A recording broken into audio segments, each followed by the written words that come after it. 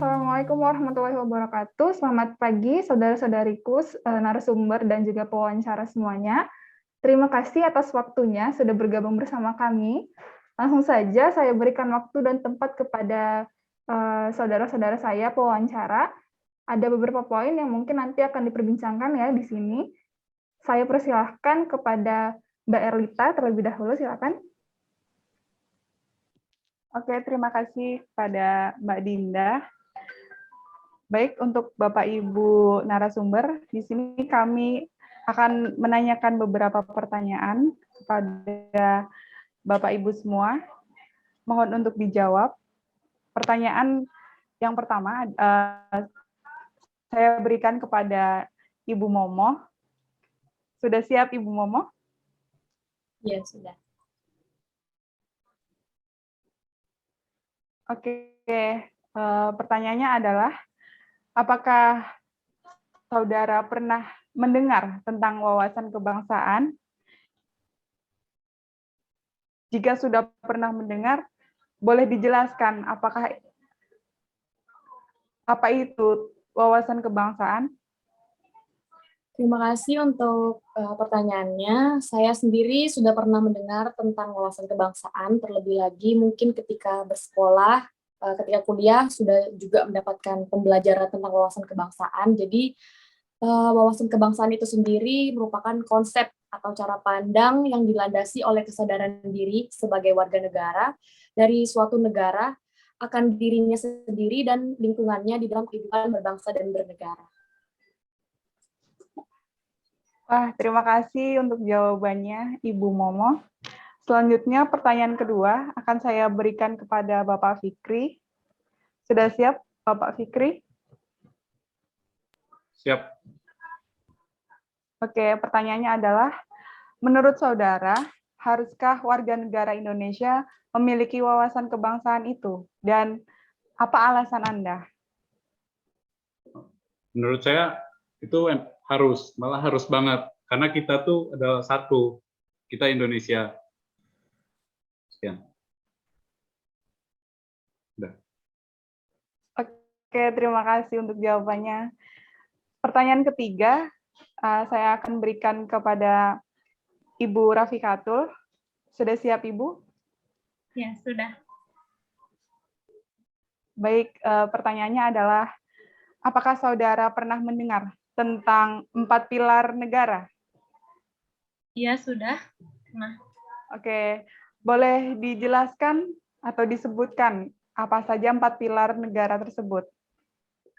oke. Pilar negara Indonesia tuh ada 4. Yang pertama, Pancasila sebagai ideologi dasar negara Indonesia. Yang kedua, Undang-Undang Dasar 1945. Kemudian NKRI. Dan yang terakhir, Bhinneka Tunggal Ika. Terima kasih. Terima kasih, jawabannya sangat lengkap. Selanjutnya, pertanyaan akan disampaikan oleh Saudara Arsyil. Kepada Saudara Arsyil, dipersilahkan.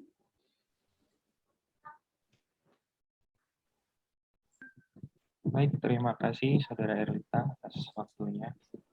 Untuk pertanyaan selanjutnya yang ingin saya sampaikan ke Bapak dan Ibu sekalian, mungkin yang pertama untuk Ibu Momo. Dari saya pertanyaannya, cita-cita dan tujuan bangsa Indonesia itu apa sih sebenarnya? Mungkin bisa dijawab. Terima kasih untuk pertanyaannya.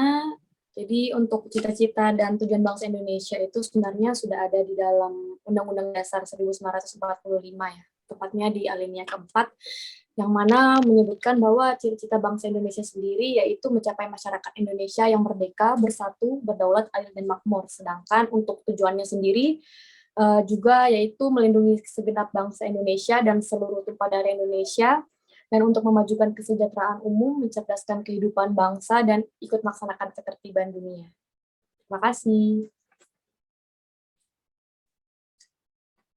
Baik, terima kasih atas jawabannya, Ibu Momo. Kemudian pertanyaan selanjutnya, saya ingin sampaikan kepada Bapak Fikri. Yang ingin saya tanyakan, sebenarnya contoh penerapan Pancasila sebagai dasar negara dalam kehidupan sehari-hari itu apa saja? Baik, terima kasih. Contoh Pancasila yang pertama, sila pertama tuh ketuhanan yang Maha Esa. Contohnya saya, khususnya saya sebagai Muslim, contohnya sholat 5 waktu, jangan sampai tertinggal. Terus yang kedua, kemanusiaan yang adil dan beradab, yaitu salah satunya bisa, contohnya kita membantu lansia yang kesusahan menyeberang jalan. Nah, yang ketiga, persatuan Indonesia. Contohnya bisa seperti saya waktu di kampus tuh makan bareng bersama teman-teman berbeda suku, ras, dan agama. Kemudian yang keempat tuh kerakyatan yang dipimpin oleh hikmat kebijaksanaan dalam permusyawaratan perwakilan. Nah, untuk contoh yang ini kita banyak ditemukan sehari-hari. Contohnya bermusyawarah untuk mencapai suatu tujuan tertentu. Dan yang terakhir, keadilan sosial bagi seluruh rakyat Indonesia. Contohnya kita tidak memperlakukan orang dari beda ras, beda agama itu diskriminatif. Tidak melakukan diskriminatif itu sudah menjadi contoh dari keadilan sosial menurut saya. Sekian, terima kasih. Terima kasih atas jawabannya, Bapak Fikri. Semoga kita bisa menerapkan benar-benar di kehidupan sehari-hari ya. Kemudian pertanyaan selanjutnya, saya akan tanyakan kepada Ibu Vika. Pertanyaan dari saya, tahukah Anda apa sih itu arti dari bela negara? Baik, menurut saya bela negara adalah tekad, sikap, dan perilaku warga negara dalam menaati peraturan dan hukum yang berlaku karena dilandaskan oleh rasa kecintaannya terhadap negara Indonesia. Cukup. Baik, terima kasih kepada Bapak Ibu narasumber. Kemudian untuk pertanyaan selanjutnya, kembalikan ke Saudara Monang untuk melanjutkan. Terima kasih. Terima kasih Saudara Arsil untuk waktu dan kesempatannya. Setelah mengetahui apa itu arti wawasan kebangsaan dan bela negara, saya ingin bertanya kepada Saudari Momo. Apakah saudari pernah melakukan bela negara? Kalau ada, apa misalnya? Coba berikan contohnya, Ibu Momo.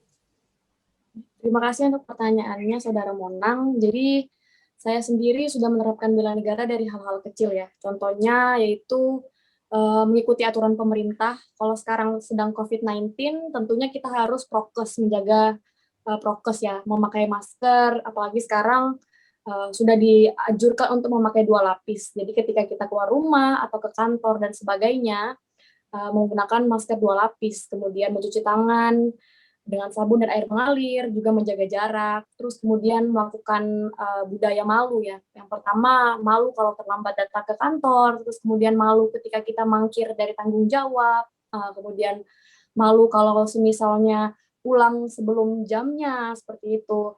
Juga menerapkan malu untuk melakukan kegiatan KKN atau kolusi dan nepotisme. Juga di kantor seringkali kalau di tempat lain mungkin ada gratifikasi, tapi di kantor kami tidak sama sekali menerima gratifikasi atau imbalan apapun terkait dengan jasa atau informasi yang kami berikan. Seperti itu, Pak Menteri. Terima kasih. Oke. Untuk selanjutnya, pertanyaan selanjutnya akan saya berikan pada Bapak Fikri.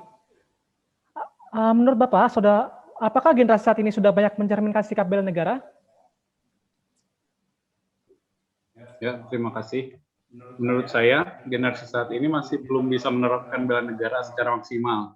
Bukan tidak ada sama sekali, tapi belum menerapkan secara maksimal.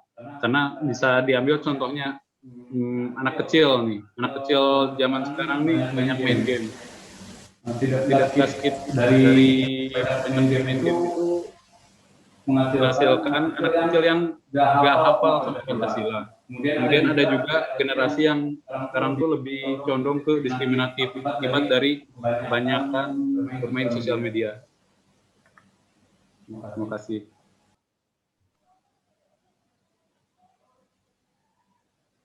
Oke, untuk pertanyaan yang terakhir, akan saya tanyakan kepada Ibu Rafika. Kira-kira menurut saudara, hal apa saja yang bisa meningkatkan semangat bela negara untuk generasi muda yang akan menjadi penerus bangsa kita ini? Baik, menurut saya dengan adanya pelajaran tentang wawasan kebangsaan dan bela negara di sekolah-sekolah ya, biasanya disebut PKN gitu atau PPKN, itu sudah merupakan salah satu wujud dari pemerintah untuk meningkatkan kesadaran generasi muda terhadap bela negara dan wawasan kebangsaan. Namun secara mandiri kita juga bisa meningkatkan hal tersebut dengan mempelajari sejarah atau dengan menghafalkan lagu kebangsaan atau lagu daerah gitu. Terus kita juga dengan toleransi terhadap suku lain yang ada di Indonesia itu juga dapat meningkatkan rasa dan pengetahuan kita terhadap wawasan kebangsaan dan bela negara. Sekian. Ya, terima kasih atas jawabannya. Ya, sekian sesi pertanyaan jawab kita hari ini. Akan saya kembalikan kepada Ibu Dinda. Ya, terima kasih kepada Mas Mona. Banyak banget ya ilmu yang kita dapatkan pada sesi ini. Mulai dari yang saya catat di sini ada wawasan kebangsaan, lalu ada penerapan Pancasila, dan juga semangat bela negara. Terima kasih banyak kepada narasumber-narasumber kita pada hari ini dan juga para pewawancara. Langsung saja saya tutup ya. Terima kasih. Wassalamualaikum warahmatullahi wabarakatuh. Selamat pagi semuanya. Terima kasih. Terima kasih.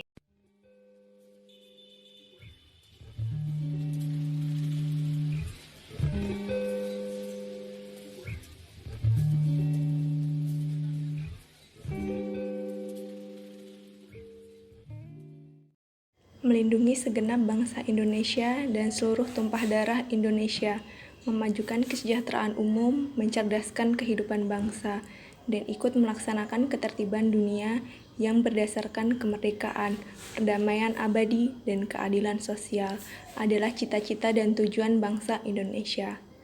Hal mendasar untuk merealisasikannya adalah dengan memiliki cara pandang yang dilandasi kesadaran diri sebagai warga negara Indonesia, seperti mengetahui 4 pilar negara kita. Tidak cukup sampai di sana, tekad, sikap, dan perilaku warga negara dalam menaati peraturan dan hukum yang berlaku yang dilandasi dari rasa cinta kepada Indonesia harus ada untuk membela negara. Sholat 5 waktu untuk yang beragama Muslim, membantu lansia menyeberang jalan, makan bersama teman-teman meskipun berbeda budaya, ras, suku, dan agama, melakukan musyawarah saat berdiskusi, tidak melakukan diskriminasi terhadap orang lain jika berbeda suku, ras, dan agama, mengikuti aturan pemerintah seperti menaati protokol kesehatan dengan menggunakan masker 2 lapis, mencuci tangan, dan menjaga jarak. Juga menumbuhkan budaya malu. Malu jika terlambat datang bekerja, malu jika mangkir dari tanggung jawab, malu jika melakukan kolusi, korupsi, dan nepotisme adalah cara untuk mewujudkan cita-cita dan tujuan bangsa. Tapi sayangnya, generasi saat ini belum bisa menerapkannya secara maksimal. Misalnya saja, anak-anak kecil yang sering memain game, sehingga tidak tahu apa itu Pancasila, atau juga ada generasi yang condong untuk melakukan tindak diskriminasi karena efek dari sosial media. Hal ini dapat kita minimalisir atau bahkan kita hilangkan dengan menumbuhkan semangat bela negara dengan cara memberikan wawasan kebangsaan dan bela negara atau pelajaran PKN di sekolah, atau dengan belajar sejarah, menghafalkan lagu nasional ataupun lagu daerah, juga melakukan toleransi antar sesama.